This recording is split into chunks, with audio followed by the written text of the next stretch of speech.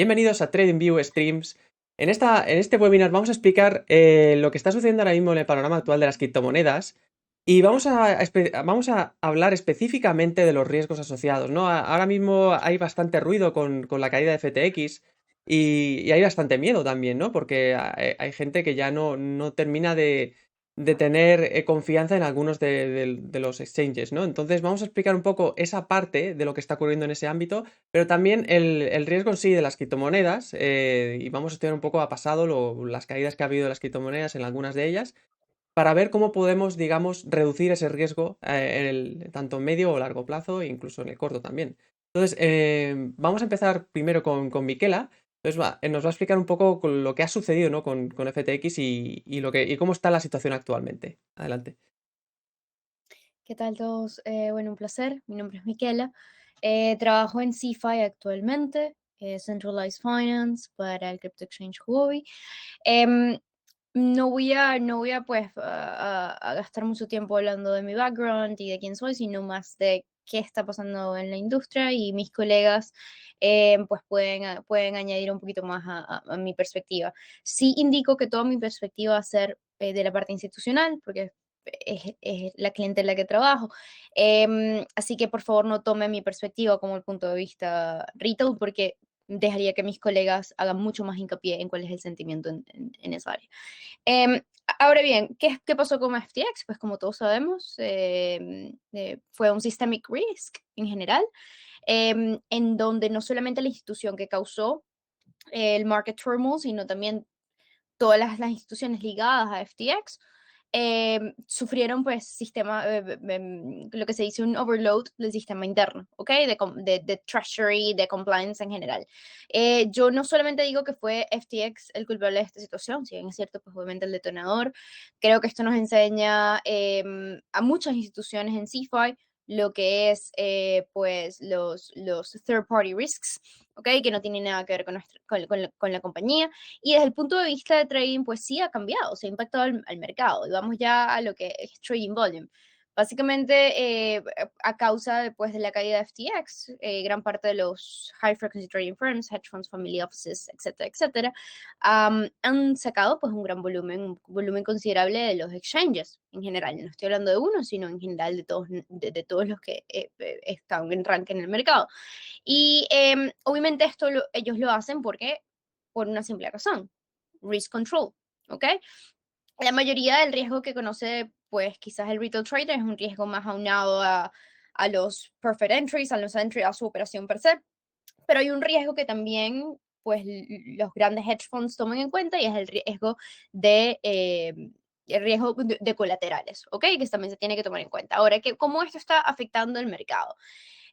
Pues obviamente es un efecto dominó, y acabo de dejar a mis colegas que también opinen un poco de cómo es el sentimiento de ese lado, pero es un efecto dominó. Si los hedge funds pues no están operando, si los grandes actores institucionales no operan, pues la liquidez en el mercado no es la misma. Pues obviamente mientras no haya volumen institucional al long, no vamos a ver una subida de precios en los criptoactivos. Entonces sí creo que tenemos que enfocarnos mucho en qué está pasando con las instituciones, cuál es el sentimiento de las instituciones, porque primero va eso, las instituciones lideran lo que es el cambio de ese sentimiento y luego el retail sigue, ¿ok? It's not the other way around. Un retail trader nunca va a poder causar el impacto que un solo fondo en Estados Unidos puede hacer by changing its perspective, por cambiar las predicciones que tiene. Entonces yo voy a dejar a Mariel y a mi colega también que pues hablen un poquito del sentimiento retail y después podemos ir a los gráficos después de esta pequeña exchange de comentarios. Vale, Mariel, coméntanos. Creo que en realidad la perspectiva institucional siempre es importante porque, como lo dijo Miquela, no hay forma ni manera de que un retail trader logre tener el impacto en fondo, y si lo tiene es porque ya no es un retail trader. Entonces, ¿qué sucede? Que digamos que para mí hay varias movidas sustanciales que no habíamos visto este año en comparación a otros años. Mucha gente me dice que este comentario es pesimista, pero para mí es bastante optimista que el hecho de que a pesar de todo lo que hayamos pasado, no hayamos visto una debacle al estilo del 2018, donde literal era un mercado de capitulación extremadamente fuerte, tanto a nivel institucional como a nivel retailer. Entonces, aquí no hemos tenido esa encontrada de sentimientos. Para mí todavía hay más gente de la que suele quedarse cuando hay una capitulación. Y otra cosa es que también hay más atención a este llamado riesgo, ¿no?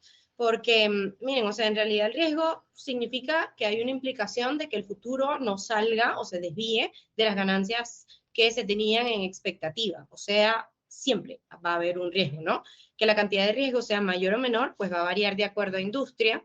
Sin embargo, creo que este año muchos hemos visto mayor riesgo en todas las industrias y que esto tal vez no era tan esperado, pero a través de una economía inyectada, pues también viene una debacle fuerte y es como la respuesta proporcional a esto. Desde el punto de vista minorista, para mí es un momento donde mucha gente ha logrado tener, digamos que cierta visión de oportunidad que antes no pasaba. Créanme que antes no había tanto trading en el espacio de derivados, llegamos a varios récords de CME este año, no lo digo de forma orgullosa porque en realidad eran récords de shorts a nivel mundial en S&P 500 que jamás habíamos visto. Esto también significa que aunque haya una volatilidad implicada, hay un nivel que muchas personas tenían a la vista. Entonces, aunque esta volatilidad sea y se aumente, porque cada vez que, miren, si caen uno, caen 10. Esto es algo que tienen que saber. Entonces, por lo menos presten mucha atención a todas las instituciones que todavía no han abandonado, a las instituciones que no han tenido esas pérdidas tan gigantescas, aunque hayan otras que hayan tenido billones, porque esto significa que o sea, el hecho de que sean sustentables y sostenibles se viene reforzando cada vez que pasemos por uno de estos periodos, ¿no? Y son periodos duros porque en realidad se pierde la confianza. Y no solo se pierde la confianza, el trader le pierde la confianza a los exchanges le pierden la confianza a los usuarios que no verifican la información antes de tomar una decisión y empiezan a salir rápidamente, la gente no se informa de riesgo, la gente prefiere cortar nexos. Sin embargo, para mí, para lo terrible que podía ser, no es tan terrible. Y por eso yo pienso que mi punto de vista es bastante optimista. Tampoco pensé que se fueran a frenar las tasas de interés de esta manera, pero al punto de riesgo, entender que siempre va a haber tanto riesgo sistémico como riesgo no sistémico y siempre va a haber riesgo del cual no estemos muy conscientes, porque recuerden que nosotros solo vemos una parte de un gráfico, sin embargo, más allá de un order book o de una blockchain de transacciones, no podemos tener la capacidad de administrar todo eso, entonces siempre va a ser más importante, y siempre lo voy a repetir, es más importante conservar el capital que ganarlo. O sea, créeme, es mucho más difícil recuperarte de una pérdida muy fuerte antes de que sostenerlo. Entonces, para mí el punto de vista que dijo Mitch está súper importante porque nosotros no tenemos esa vista institucional, sin embargo, es de lo que dependemos como retailers y es lo único que nos ayuda a brincar un poquito el pozo y salir de esa mentalidad minorista de estoy viendo algo aquí que tal vez no está. Claro, es que realmente a nivel institucional estamos viendo algo que no se vivió en 2018, ¿no? Que es los índices generales de Estados Unidos, bueno, y a nivel mundial están cayendo, ¿no? Y el Nasdaq, por ejemplo, creo que está en menos 36%, si no me equivoco.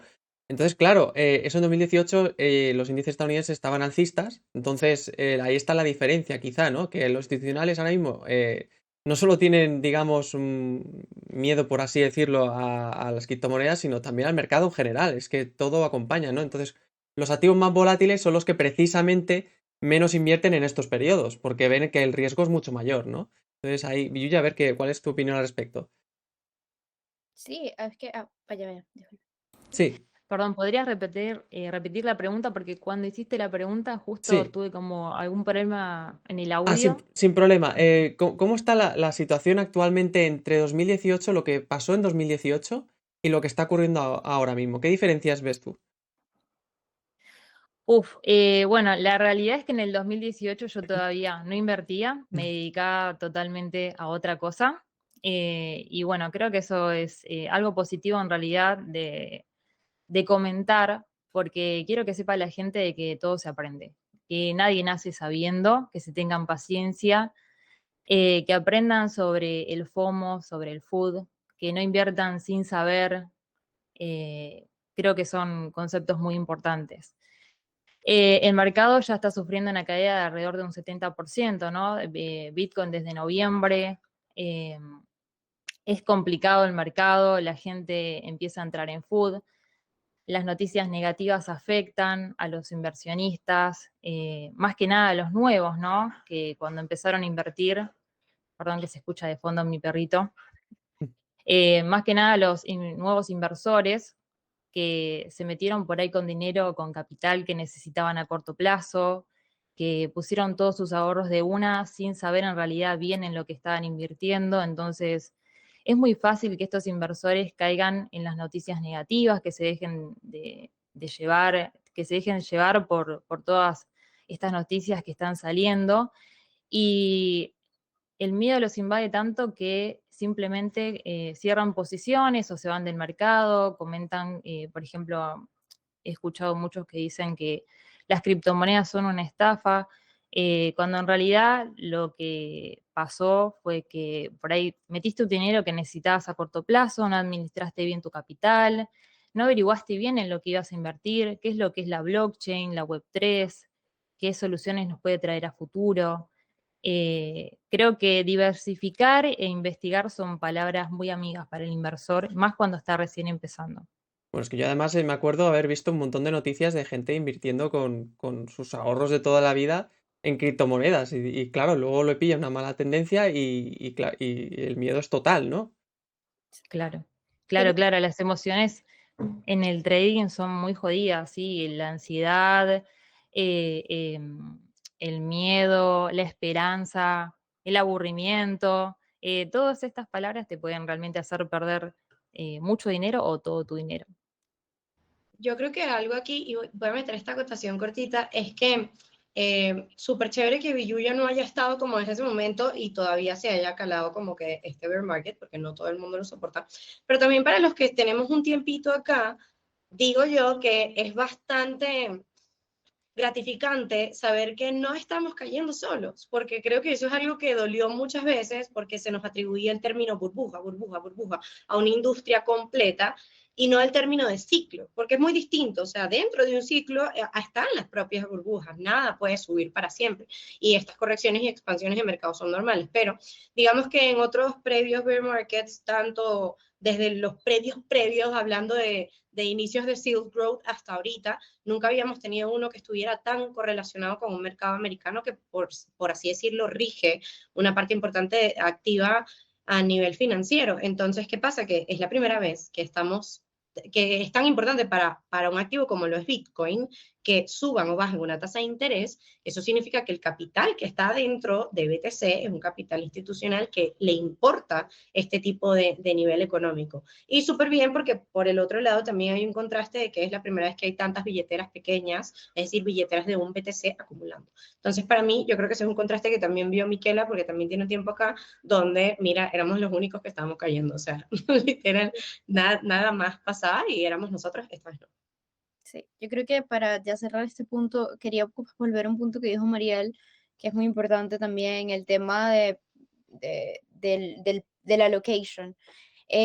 Si bien es cierto, o sea, si bien es cierto, muchas personas nuevas que están entrando al mercado en este momento, y es totalmente normal, yo creo que sí, o sea, el analista que está entrando en este momento al mercado tiene la responsabilidad de saber y de comparar la crisis actual con las previas crisis y las diferencias, porque es que no es cada crisis igual. Y hablando ahorita un poquito del tema, del tópico del webinar, que es risk management, hay una concepción, hay una mala concepción de los traders en este momento, retail, que dicen, bueno, yo tengo un único risk management strategy por toda o sea, un único condición de risk management con toda mi estrategia. No, debería ser un risk management strategy adaptado a la crisis y a las especificidades del mercado de ese momento.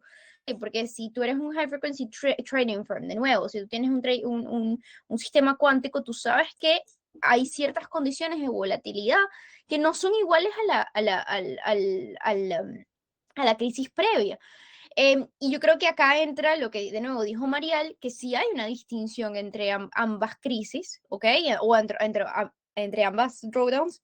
Y sí es importante destacar la diferencia de ellas, porque el trader que solamente se prepara para esta crisis, si no estudia la historia, ¿ok? No va a poder sacar provecho de la misma. Entonces, back to my point, básicamente sí quería invitar a las personas que nos están escuchando, que investiguen más allá de los risk management strategies que los retail traders están aplicando, váyanse a qué están aplicando las instituciones en este momento. Hay muchos papers extensivos, ¿ok? En el cual se analizan los sistemas cuánticos o los sistemas de trading algorítmico en el 2008 y los que se están creando en el 2018 y los que se crearon ahorita en esta crisis. Y son distintos, son totalmente distintos y los parámetros son distintos. Entonces, it's not only about, no es solamente sobre el trading, sobre el take profit y el stop loss, sino es verdaderamente cuáles son el rango o las métricas de risk management que te van a ti, pues, hacer llevar tu estrategia de trading de 1 a 10. Y aquí les dejo a mis colegas que, pues, que también hacen trading intradía, que digan qué les parece. Para mí, siempre, o sea, mi risk management está cambiando por crisis, ¿ok? No es que mi risk management cambia por estrategia, cambia cada crisis en cada ciclo del mercado, debería ser distinta. Dejo que Mariel y pues mi colega puedan enfatizar un poco en eso. Y en realidad también creo que es la primera, ya te voy a dar el chat. Creo que es la primera vez que la gente empieza a pensar que existen los riesgos no sistemáticos y los riesgos sistemáticos. Entonces, para mí, antes era algo muy puntual que en realidad no sirve porque una gestión de riesgo no debe ser puntualizada porque primero es muy raro que estés tratando con un solo activo y segundo, si ya has entrado como una perspectiva de broader market, hay una cantidad de liabilities, de responsabilidades que tú tienes que adaptar. Entonces, digamos que hay una gestión de riesgo muy distinta si tú estás especulando con un derivado, dependiendo del derivado, si es un CFD, si es un futuro, si es una opción, si es un plazo, etcétera, lo que sea, tiene una gestión de riesgo distinta, también una gestión de riesgo, un portafolio de inversión, etcétera, y creo que es cuando más le están prestando atención a que en realidad sí, o sea, hay un riesgo sistemático, ¿verdad?, que está atado a un mercado mucho más amplio de lo que nosotros podamos ver y que no depende de en sí de un white paper y de una tecnología y de un valor intrínseco. Entonces creo que esa diferenciación tanto de valor versus precio y de cuánto algo está priced in o no está priced in versus una oportunidad de volatilidad dentro de un activo que para mí, miren, o sea, para mí este tipo de espacios, o sea, de espacios bajistas son el paraíso a nivel tanto de inversión como a nivel de trading. Primero, porque no hay tanta gente molestando con quiero entrar, quiero entrar, quiero entrar y no hay ese FOMO. Segundo, porque hay una limpieza gigantesca a nivel industrial, por lo menos nunca había visto algo así, o sea, nunca había visto una debacle así. Todos vimos caer las ICOs eran algo muy distinto a un exchange a nivel internacional. Y tercero, porque hay mucha más información. O sea, créeme que es la primera vez que yo tomo un trade basado en un récord a nivel mundial de derivados que no había existido antes. Digamos que los puntos de liquidez no eran tan claros antes como ahora. Ahorita hay una cantidad de order books todos en conjunto que todos podemos ver dónde hay un nivel más atractivo o dónde no lo hay. Entonces ya no nos estamos basando en indicadores, digamos, que tienen cierto lag, que sirven más para estrategias un poquito más rápidas o de scalping, sino que estamos viendo indicadores un poquito más macro que nos dan una noción y también nos dan cierta habilidad de protección. Entonces, eso para mí es muy bueno porque estas son cosas que se quedan cuando ya venga un bull market. No, desde luego muy interesante. La situación actual, bueno, realmente el riesgo que podríamos encontrar ahora mismo sobre todo viene de los tipos de interés, ¿no? Han estado subiendo mucho los tipos y, bueno, al final las criptomonedas están ligadas al dólar, de alguna manera, por así decirlo, y bueno, ahora se espera justo lo contrario, ahora se espera que van a empezar a reducir los tipos. Entonces, así, la pregunta, Villuya, que tengo sería, ¿qué escenario tenemos ahora que van a empezar a bajar los tipos? ¿Cómo podrían enfrentarse las criptomonedas a este escenario? Vale, creo que se salió de la reunión accidentalmente. Bueno, ahora volverá, pero bueno, si quieres, Miquela, bueno, puedes contestar a la pregunta. Sí, a eso iba. Después, obviamente, doy paso a Mariela apenas pueda. Es muy simple, en verdad, la relación macroeconómica entre las tasas y lo que es cash allocation. Básicamente, me disculpan a los que me están escuchando, a veces hago unas traducciones un poco spanglish, pero espero que se entienda. Básicamente, cuando las tasas de interés bajan, lo que quiere decir es que el consumidor está, al consumidor le trae más consumir, mientras que a los fondos les trae más hacer operaciones de lending and borrowing, porque obviamente las tasas son bajas, y el resultado de esos dos es que hay más liquidez en el mercado, la gente consume más, los fondos hacen más portfolio allocation. hay una correlación directa entre las caídas de las tasas, ¿ok? Y lo que es portfolio allocation. Usualmente, de nuevo, cuando hay caída de tasas, los fondos suelen distribuir, ¿ok? Su capital back to the same volatile assets, que en este caso pueden ser las acciones o las criptomonedas. Ahorita estamos viendo que las criptomonedas son tan atractivas como las acciones, ¿ok? Entonces, como el mercado variable. Entonces, yo sí creo que una vez bajando las tasas de interés podemos tener pues un considerable bounce back, porque va a haber pues mucho más liquidez, mucho más interés consumidor y mucho más interés de allocation en el sistema, y pues pudiéramos ver una recuperación. Ahora, y dejo que Mariel, de su punto de vista acá, si me preguntas, si Álvaro me pregunta, ¿esto es una recuperación, esta es la última recuperación o esto es pues un bull trap? No lo sé. De que tiene que haber una recuperación a corto plazo, la tiene que haber, pero no sabría decir en este momento con certeza si esa es la última recuperación que vamos a tener, antes pues de verdaderamente continuar hacia arriba. ¿Ok? Eso no lo sabría decir, prefiero que Mariel, pues, de su punto de vista al respecto, trato de no hacer predicciones a largo plazo. Ok, yo en este aspecto, a mí me da risa porque hay una teoría económica de Friedman que es muy buena, que dice que al fin y al cabo, o sea, es un poco determinista y dice al fin y al cabo todos vamos a morir. O sea, que técnicamente ninguna de las proyecciones que hagamos tiene que ser certera o no. En caso que uno cuando tiene razón, bueno, cool, tuve la razón, pero cuando no tuve la razón es bueno, no tenía ninguna probabilidad de tener la razón porque muchas de estas cosas son simple azar. O bueno, hay gente que tiene teorías de conspiración que decide que no son azar. Hay ciclos que se ven, digamos que fueled by, o sea, hay ciclos que tienen gasolina y se nota a leguas que ese ciclo tiene gasolina. Por lo menos yo no esperaba bajo ninguna circunstancia que el año pasado fue cuando nosotros viéramos casi $70,000 en Bitcoin. Para mí eso iba a ser las ondas del 2025, 2026. ¿Qué pasa? Teníamos una economía donde todo se fomentaba, como acaba de decir Mitch, había crecimiento, etcétera. Luego de eso vino un factor regulatorio. Porque, ¿qué pasa? Miren, digamos que tan sencillo como que el sistema económico que tenemos no es perfecto. Y no es perfecto porque tratamos con una serie distinta de dinero que antes no tratábamos. Antes no había dinero digital. Antes yo no podía producir dinero. Antes de eso, incluso, tuvimos un punto medio donde el dinero sí representaba cierta ola de valor porque estaba ligado al metal en el que estaba producido. O sea, una moneda de oro era respectiva a su conversión en oro. Lo mismo con una moneda de plata. Cuando soltamos ese estándar, digamos que se tuvieron que hacer ciertos ajustes en política monetaria para tener algo relativamente que pudiera funcionar. Ahora, que funcione no significa que sea perfecto.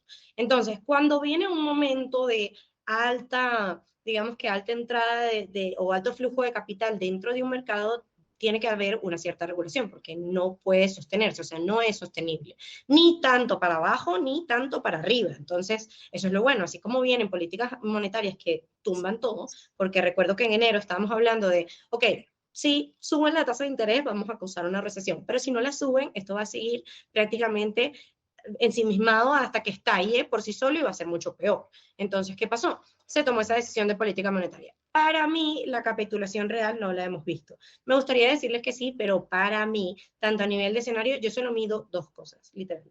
Mido el capital con el que se está especulando, o sea, literal. El capital no con el que se está comprando Bitcoin, no. El capital con el que se está entrando en derivados. Eso lo pueden ver en el gráfico del CME. Bueno, chévere que tenemos a TradingView acá porque todos los gráficos lo pueden ver allí. Entonces, pueden ver literal la volatilidad que hay a nivel de especulación. Y dos, el sentimiento de mercado, el market sentiment. Es tan sencillo como literal solamente saber en qué espacio estamos y entender que si no estamos en un punto donde hay sangre en la calle y todo el mundo está pensando que ya, que hasta aquí llegó, que se murió, pues probablemente no hayamos llegado al fondo de la capitulación. Para mí, las tasas de interés iban a causar cierta estabilidad. De hecho, hemos visto que sí, aunque hay cierta volatilidad cada vez que hay un anuncio, no es la debacle que veíamos previamente y las aristas se han reducido a prácticamente lo que pasa con la Fed, lo que pasa con la Fed, lo que pasa con el CPI, literal, estos dos números. Eso no significa que el año que viene no podamos ver un repunte, porque ¿qué pasa? Aquí se va a probar si de verdad hubo un desaceleramiento o no. Eso es clave. ¿Qué pasa? En enero, nosotros vamos a ver, una vez que empiece la economía, digamos que a reactivarse por el ciclo circadiano de compras, etcétera, qué tan sustentable es esta parada de la inflación. Si una vez que las tasas de interés se estabilizan, el nivel monetario no lo hace, es decir, porque recuerden que esta tasa de interés es para que la gente deje de gastar dinero, o sea, es para que todo se recorte un poquito más. Si la gente hace oídos sordos, que muchas veces pasó, y por eso pasó de 25 puntos a 75, pues entonces las van a volver a subir. Y ahí es cuando, a mi parecer, veríamos una verdadera capitulación. Y por eso yo me mantengo todavía una parte en liquidez. Esto sigue sin ser una recomendación financiera. Ustedes tienen que ver y constatar, mira, sí, el sentimiento es esto. Mira, sí, las tasas de mercado son esto. Pero hay que recordar que la Fed el año pasado dijo que iba a sacar de circulación durante todos los meses cierta cantidad de billones de dólares y esto nunca pasó. Entonces, este balance sheet nunca se redujo. Entonces, si esto se reduce el año que viene, para mí el escenario va a ser mucho peor. Entonces, si seguimos viendo tasas de 50, la economía un poco más sustentable, menos volátil, pues sí puede ser que haya un fin de la capitulación y esto lo veríamos porque se deja de ver una consolidación gigantesca. Y ahí si entras un poquito más en técnico, no para hacer trading, sino para entender contexto de que si vas a ver higher lows, por ejemplo, y no vas a ver que cada noticia afecte a nivel negativo. Para mí es un punto importante que no se hagan movidas sentimentales a nivel de capital. Nunca se deben hacer, pero ahorita menos, porque no hemos visto esa recesión. O sea, esa recesión nunca pasó. A nivel técnico pasó, pero nunca se hizo el acknowledgement y eso es más peligroso a mi parecer.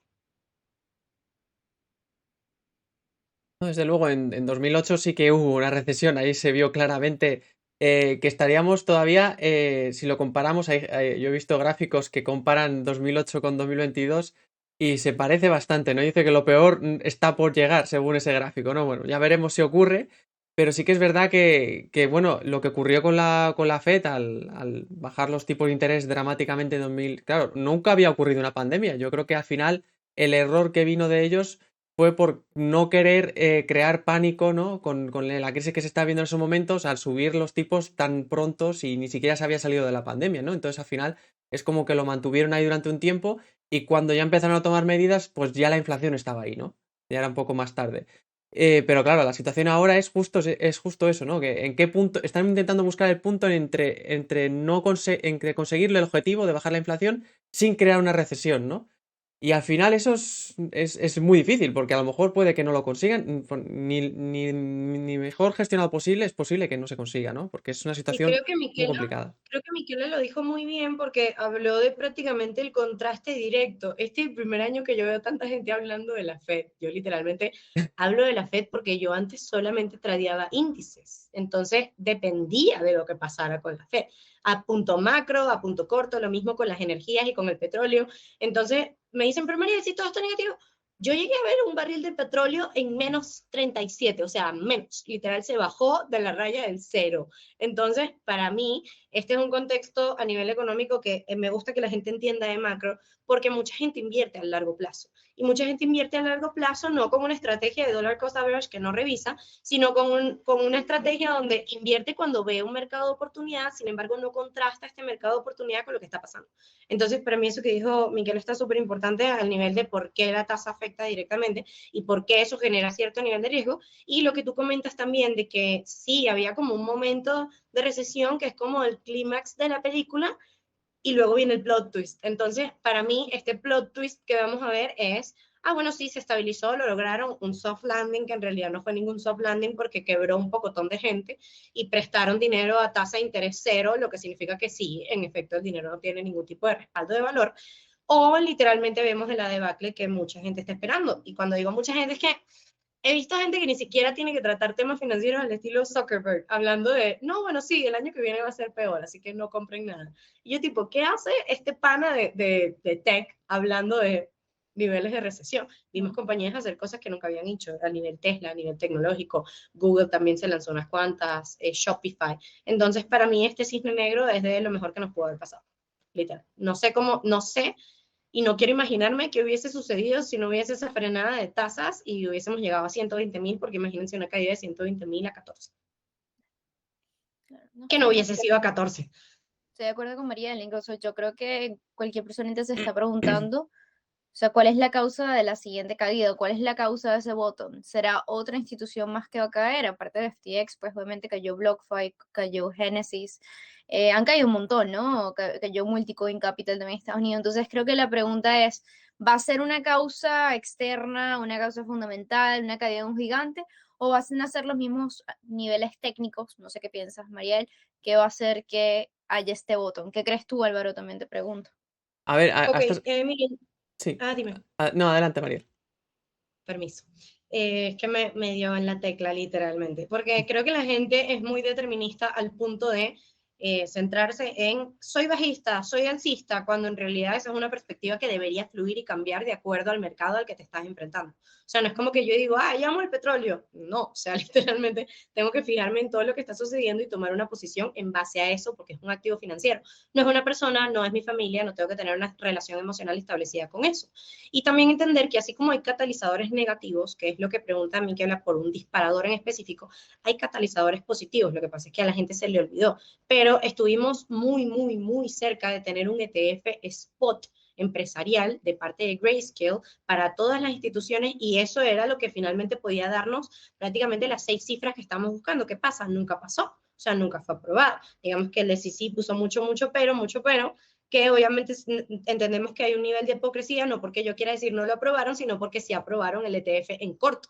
Entonces, eso significa que sí están dispuestos a que todo el mundo shortee BTC, pero no a que todo el mundo holdee en spot, aparte que es mucho menos especulativo que un ETF a través de una opción derivada, ¿no? Entonces, para mí, digamos que un disparador, o sea, un catalizador dentro del sector cripto es que hay mucho, digamos que hay mucho food. Siempre va a haber food, siempre va a haber mucha especulación sobre activos. Miquela, que está en la parte institucional de un exchange, sabe que si a un loco se le ocurre hoy decir, mira, tal exchange mata gatos, eso se hace viral, literal, así nunca haya pasado nada. ¿Qué pasa? Que hay mucho food que se comprueba y hay mucho food que luego nunca se comprueba, ¿no?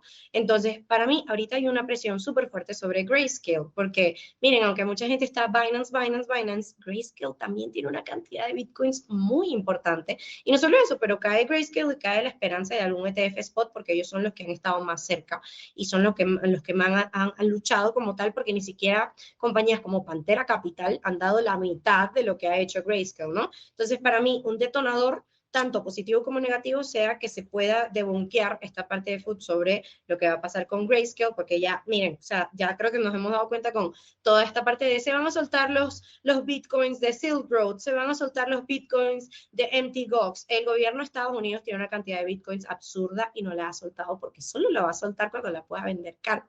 Y creo que ese es un indicador muy bueno para todos. Simplemente googleen cuánta cantidad de bitcoins incautos tiene el gobierno de US y dense cuenta de que no han soltado uno solo y no los van a soltar tampoco. Entonces, para mí hay como 3 triggers súper claves. Primero, si a Estados Unidos se le ocurre soltarlo, que no creo, porque para mí hay mucho más beneficio económico esperar a que repunte y subastarlo como lo han hecho el resto de los años. Y segundo, lo que pueda pasar con Grayscale. Esos son disparadores dentro del espacio cripto que te dirían sí, podemos ver un 20% menos, que es completamente posible. Existen las paradojas del senos, siempre puede caer por debajo de cero. Creo que lo hemos visto este año. O si finalmente repuntamos y marcamos un bottom. Ese bottom también se va a ver catalizado por lo que pase con la Fed.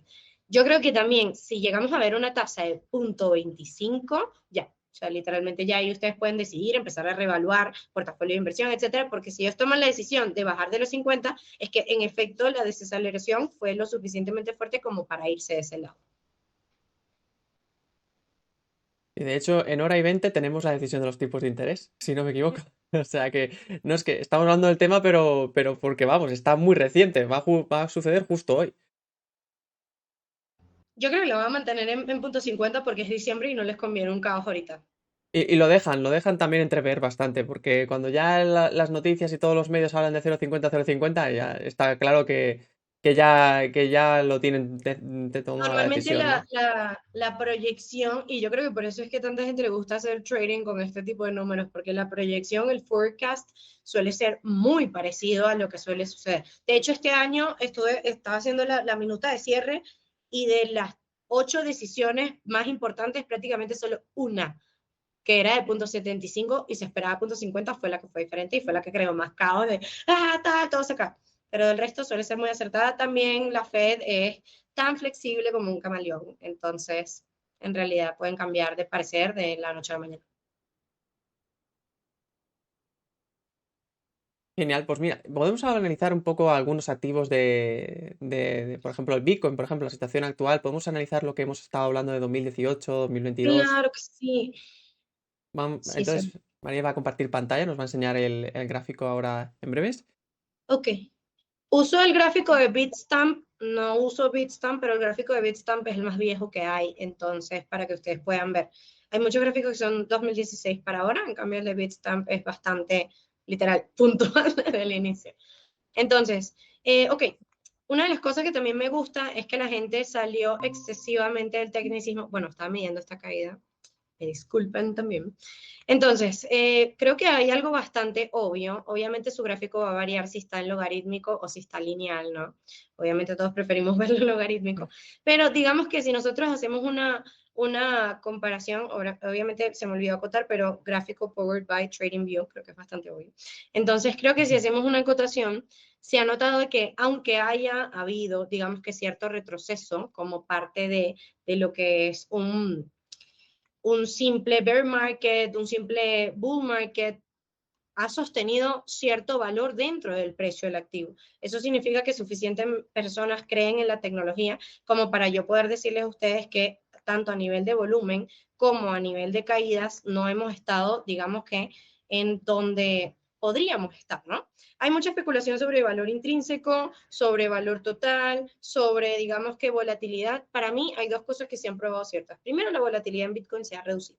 Y se ha reducido, ¿por qué? Porque esto era para ver un 90% de caída en su totalidad y para que nosotros pudiéramos ver literal un caos, un escenario de caos o niveles del 2015, etcétera, que en realidad no ha pasado, ¿no? Y se ha sostenido bastante bien el precio. También si medimos lo que ha sido el tiempo como tal y la correlación, ahora, si yo les dijera acá que yo quiero, por ejemplo, darles a ustedes una respuesta técnica en dirección puntual, solo el porcentaje de caída que hemos tenido no ha sido directamente proporcional con los otros porcentajes de caída. También tenemos que evaluar que este año estuvimos en 68.000, en los otros años 20.000 era lo máximo que habíamos visto.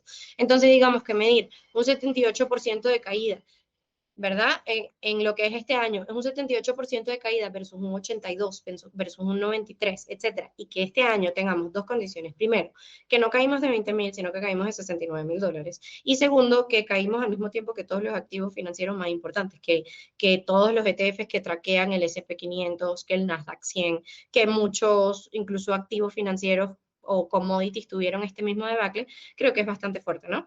Entonces, para mí, dos cosas que tenemos que tener en cuenta también, porque sé que hay mucha gente que está viendo esto, que está desde la parte de inversionista y hay otra gente que lo está viendo desde la parte de especulación.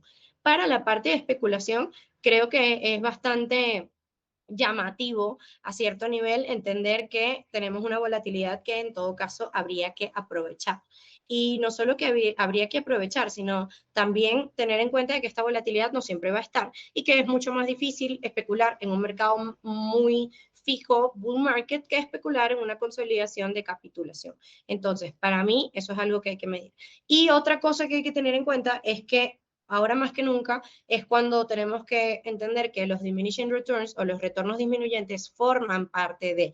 No significa que porque yo esté ante un mercado de oportunidad, pues yo prácticamente me voy a volver loco y voy a pensar que pues tengo una oportunidad demasiado grande y que Bitcoin va a llegar a 1.000.000. No, digamos que hay cierta lógica que tiene que ir del lado con esto, y esto también lo pueden hacer en TradingView, pero prácticamente la teoría de retornos disminuyentes lo que nos marca es que cada cierto porcentaje, cada 100%, cada 1.000%, cada 10.000% que sube un activo, pues la siguiente subida va a tener que ser menor que la anterior, porque esto no puede subir a 10 billones de dólares porque la cantidad de dinero que hay en el mundo no es proporcional. Entonces, entender esto y también, como saben, estudiar la historia. O sea, para mí es un súper buen momento para medir todas esas subidas anteriores. De hecho, con un simple patrón de barras ya pueden tener como una noción de qué tan parabólicas han sido las subidas y por qué esta subida en específico fue mucho más rápida que las anteriores. Entonces, al ser la subida más rápida, pues la caída va a durar más tiempo, ¿no? Porque la caída tiene que, digamos, llegar a cierto precio anterior y ese cierto precio anterior tiene que ser sustentado por algo, ¿no? Esto es algo que para mí hay que entender. Entonces, cada vez que alguien me pregunta, no, bueno, pero ¿por qué está pasando esto en específico? ¿O por qué está pasando esta otra cosa? Yo simplemente les invito a estudiar los ciclos anteriores y entender de dónde venía la gasolina de los ciclos anteriores y entender por qué este ciclo en realidad fue tan bueno. Entonces, digamos que si nos vamos a lo que es prácticamente primer cycle de 2012 a 2014, tuvimos una subida mucho más parabólica. ¿Por qué? Porque es un activo que estaba subiendo de 2 dólares, literal a $900. Entonces, digamos que nuestra subida porcentual va a ser mucho más salvaje que la que podamos ver ahorita. ¿Qué pasa? Que ahorita el nivel de precio es mucho más grande. Entonces, allí, por ejemplo, yo tenía un 47.000% de aumento. ¿Eso significa que ahorita tengo el mismo rango de oportunidad? Pues no, pero técnicamente cada vez que tuve una de las caídas me venía mucho mejor considerar el activo como un medio que considerarlo cuando estaba en máximos históricos. Entonces, digamos que también han habido muchos repuntes o muchos bull traps al estilo de lo que pasó en el 2019, ¿verdad? Que fue bastante heavy, donde este enero todos pensábamos que aquí ya nos íbamos a la luna y luego volvimos a repuntar casi al mismo precio con la pandemia del 2020. Entonces, eso es lo que le comentaba a Miquela, prácticamente medir todos los ciclos y tan sencillo como para entender qué es lo que puede suceder. Obviamente, este ciclo ahora no es sustentable, porque si nosotros medimos un ciclo al estilo del primero que tuvimos, significaría que tendríamos que tener Bitcoin costando alrededor de los 2 billones, que es imposible prácticamente. Pero sí es mucho más sustentable un ciclo al estilo del 2020 y eso nos daría una lógica un poco más concreta de que pudiéramos ver en unos años, literal, el Bitcoin en 60.000 nuevamente o en 70.000, mucho más sustentable, que es lo que pudiera pasar. ¿Por qué uso el ciclo del 2020 y no uso el ciclo del 2014? Porque en el 2020 llegamos a un número de 20.000 que es similar a lo que hemos caído justo ahora. Entonces eso nos da una proporción de a dónde podemos llegar y a dónde podemos proyectar. Por eso no soy muy fan de este tipo de proyecciones, porque existe la teoría de retornos disminuyentes y hay muchas teorías económicas que se han probado erradas este año, como por ejemplo el Stock to Flow, que cayó el Bitcoin Rainbow, que a muchos les encanta seguir, que se salió del arco iris, y para mí la única teoría económica que ha probado muchas veces estar en lo correcto es la teoría de retornos disminuyentes. Entonces, para mí esto es poco probable, sin embargo, esto es muy probable. ¿Eso significa que estamos ahora en un mercado de oportunidad? En efecto, también significa que nos puede pasar lo mismo que el 2019, en efecto. Entonces, así como medimos las caídas, también se nos hace muy sencillo medir hasta dónde fue, digamos que esa caída potencial, y digamos que tener una proporción adaptada al momento y tener en cuenta que sí es posible ver un BTC en 9.000, en 7.000, etc. Esa es mi parte técnica de esta visión.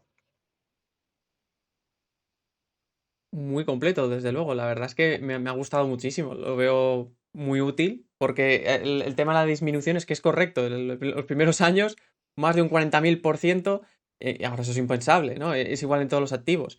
Luego, al nivel de criptomonedas, sí que es verdad que ¿cómo podríamos comparar las criptomonedas con el mercado de acciones, ¿no? ¿Con qué activos, ¿no? Porque yo lo entendería más quizá como tecnológicas, pero no las tecnológicas más grandes, serían las tecnológicas con una capitalización más pequeña, ¿no? Entiendo.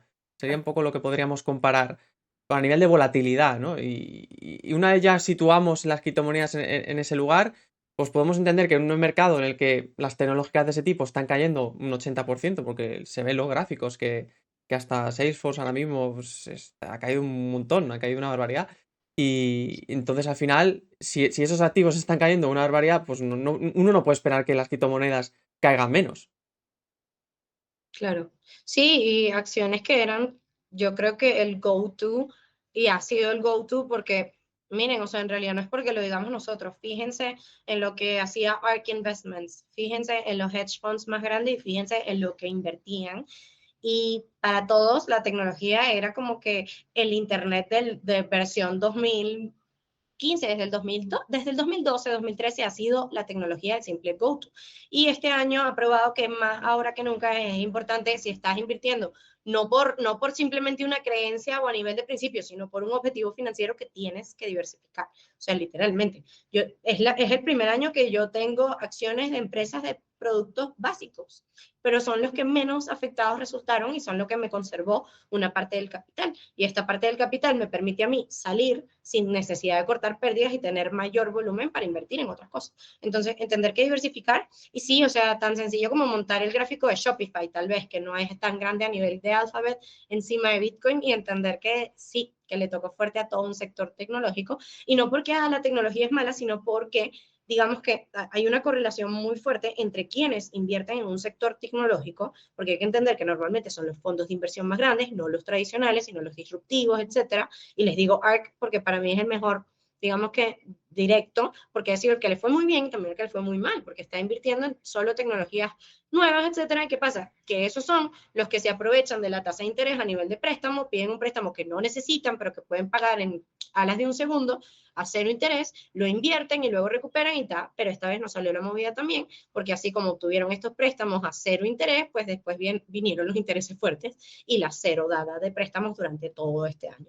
Entonces, para mí, fíjense en eso, entiendan que es un activo que primero siempre va a haber riesgo, siempre sistemático o no sistemático, aún más porque no está dentro de un sector financiero del estilo de acciones. Imagínense si sucedió eso con las acciones, que no puede pasar con Bitcoin.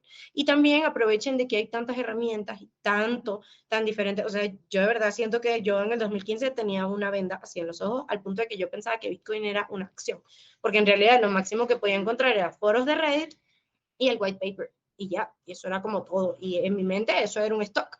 Hasta que yo entendí, ok, esto no es un stock. Tengo que tomármelo un poco más en serio. Entonces, aprovechen la cantidad de recursos que hay, la cantidad de información que los mismos institucionales les ponen, porque son súper abiertos. Y más con estos casos, y Miquela se los puede decir, que vamos a ver un caso gigantesco de transparencia, más aún de la que ya había en exchanges centralizados.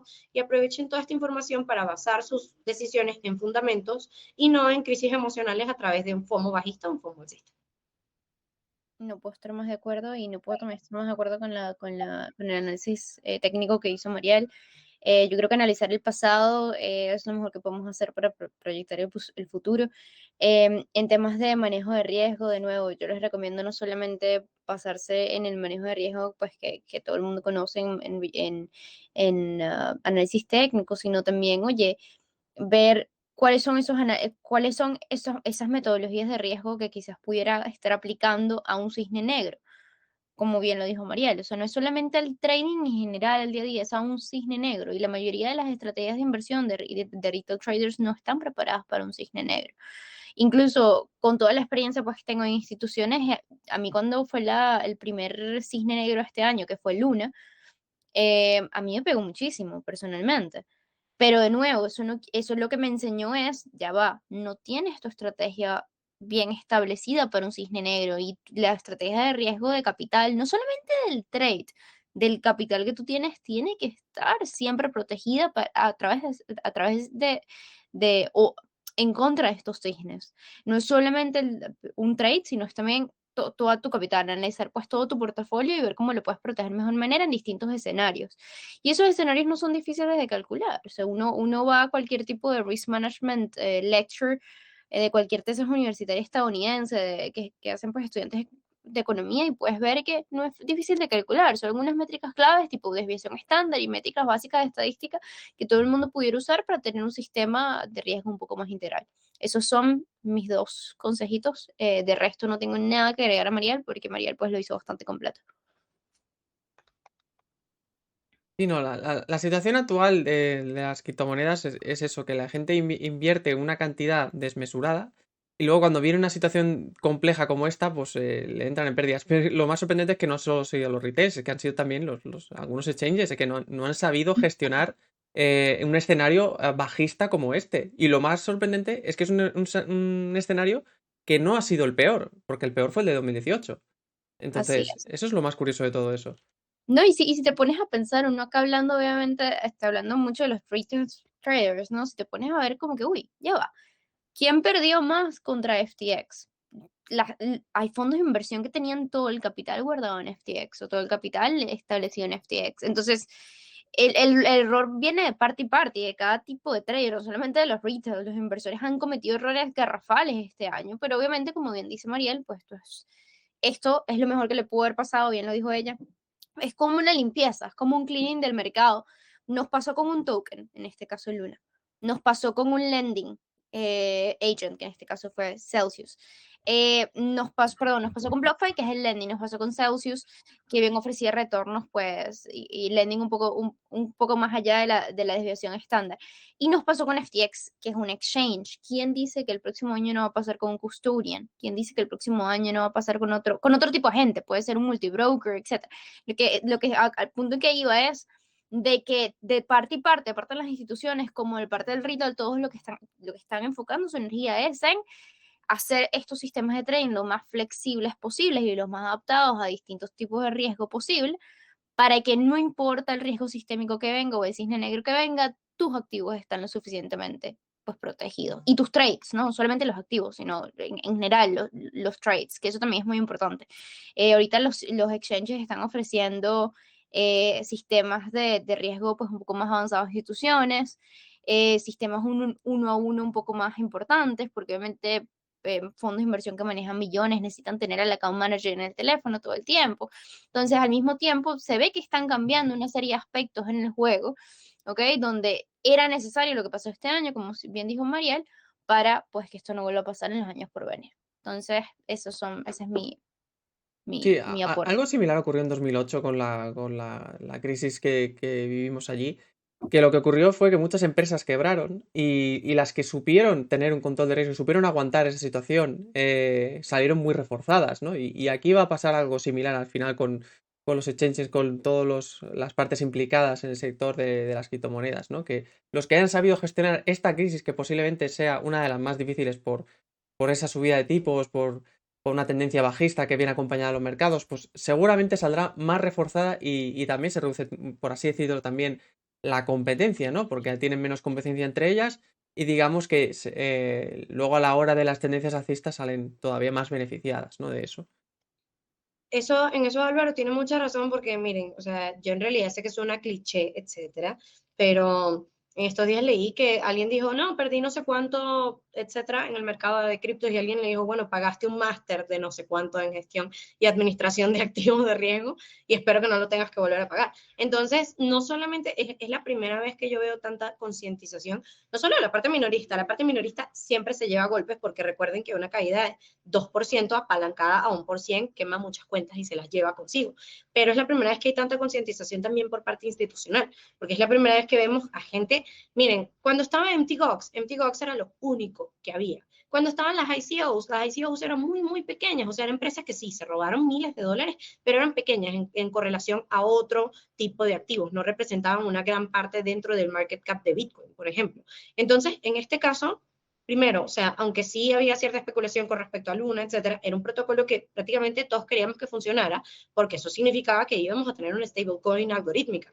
No era como un nivel de riesgo, etcétera, y prácticamente el dolor que causó no fue solo un dolor a nivel de pérdida monetaria, fue un dolor a entender que no era una solución que iba a funcionar. Entonces, eso fue un paso adelante y 10 hacia atrás.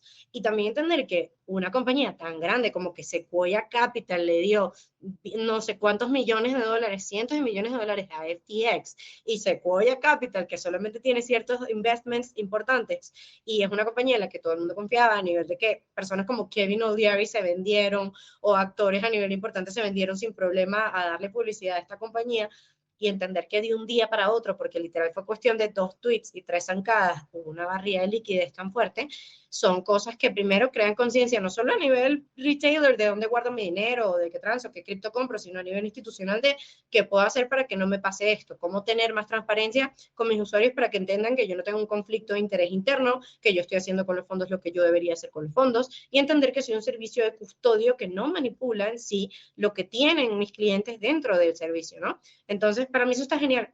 Porque créanme que muchas personas decían tipo, bueno, pero ¿por qué los exchanges no son públicos y tal? Y como no era una demanda lo suficientemente grande, pues los exchanges seguían construyendo y no se enfocaban en esta parte. Para mí, tanto la parte de seguridad al consumidor como productos lo suficientemente atractivos como para que yo prefiera mi seguridad antes que el yield, son cosas en las que vamos a ver mucha construcción durante el siguiente año.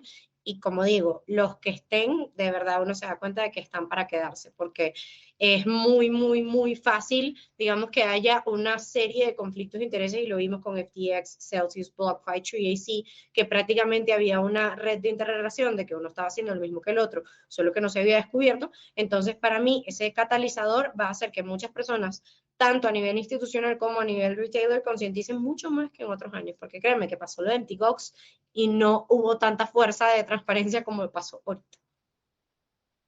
Y MTGOX estuvo insolvente 2 veces. O sea, la primera, la gente volvió a meter el dinero, y la segunda, o sea, literalmente revivió. En este caso, creo que la gente es un poquito más, hay un proceso de filtrado más fuerte, tanto de parte de los exchanges como de qué es lo que ofrecen, como desde la gente, como que qué estoy buscando para yo poder quedarme a nivel transaccional. Sí, no, al final las malas experiencias de uno, de eso se aprende, ¿no? De hecho, yo alguna sensación he tenido yo ver un activo caer un 70% y sentir sudores fríos, ¿no? Y si no fuera porque lo tengo con muchos otros activos, si solo tuviera eso, me hubiera dado un ataque al corazón seguramente. Pero sí, nada, muy bien. Yo creo que no se puede explicar mejor la situación y el riesgo que se vive ahora actualmente en las criptomonedas. No sé si Miquela quieres acabar con algún último mensaje antes de terminar el webinar.